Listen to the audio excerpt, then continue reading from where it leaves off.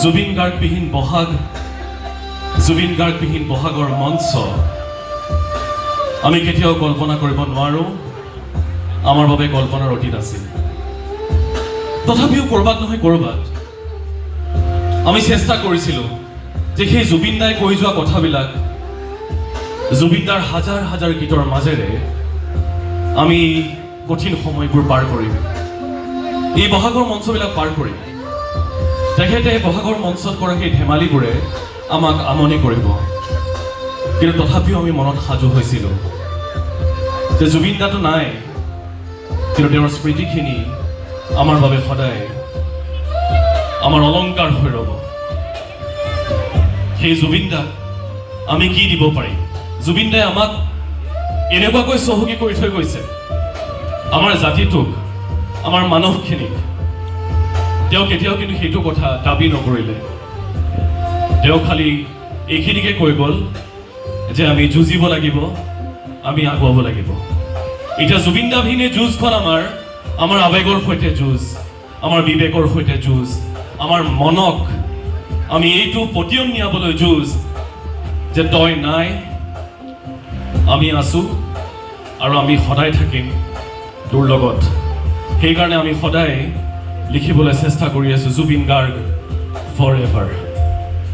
আজি আমাৰ এই এম ডি বহাগীৰ এই মঞ্চখন আমি আমাৰ সেই প্ৰাণৰ শিল্পীগৰাকীলৈ, তেখেতৰ স্মৃতিত, তেখেতৰ সোঁৱৰণত আমি তেখেতলৈ যাচিছোঁ।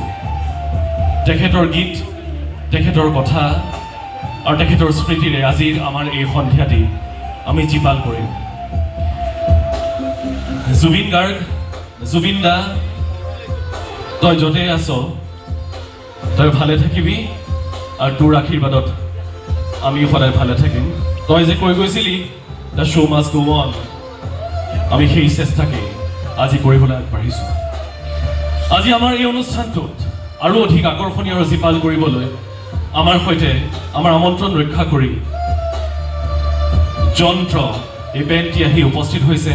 যন্ত্ৰক আৰু নতুনকৈ চিনাকি কৰি দিয়াৰ প্ৰয়োজন নাই। এই যান্ত্ৰিকতাৰ পৃথিৱীটো যদিও তেওঁলোকে যন্ত্ৰ নামটোক বাছি লৈছে, কিন্তু তেওঁলোকে হয়তো আজিৰ তাৰিখত আটাইতকৈ অযান্ত্ৰিকভাৱে জুবিন দাক মানুহৰ মাজত লৈ ফুৰিছে। আজি যন্ত্ৰৰ প্ৰতিগৰাকী বেণ্ড মেম্বাৰ আমাৰ সৈতে আছে, তেওঁলোকৰ অনুষ্ঠানৰ মাজলৈ যাম। কিন্তু আমাৰ আজিৰ এম ডি বহাগীৰ অনুষ্ঠানটি আৰম্ভ কৰিবলৈ বিচাৰিছোঁ আমাৰ প্ৰাণৰ শিল্পীগৰাকীক কিছু মৰম, কিছু শ্ৰদ্ধা যাচি। আমাৰ ND24 অধ্যক্ষ কিশোৰ বৰা, লগতে আমাৰ সকলোৰে মৰমৰ গৰিমা শইকীয়া গাৰ্গ, ND24ৰ মুখ্য সম্পাদক ৰাজদীপ বাইলং বৰুৱা, ND24ৰ সঞ্চালিকা পল্লৱী ফুকন বৰা, আমাৰ কাৰ্যবাহী সম্পাদক দীপক গগৈ, মহাপ্ৰবন্ধক জ্যোতিষ পৱন বৰদলৈ, আমি আটাইকেইগৰাকীকে আমাৰ প্ৰথম অনুষ্ঠানটিলৈ আমি আমন্ত্ৰণ জনাইছোঁ। জুবিন গাৰ্গৰ সেই আলোকচিত্ৰত আমি কিছু শ্ৰদ্ধা, কিছু মৰম যাচিবলৈ আগবাঢ়িছোঁ আৰু পুষ্পৰে আমি তেখেতক আজি শ্ৰদ্ধা জনাম।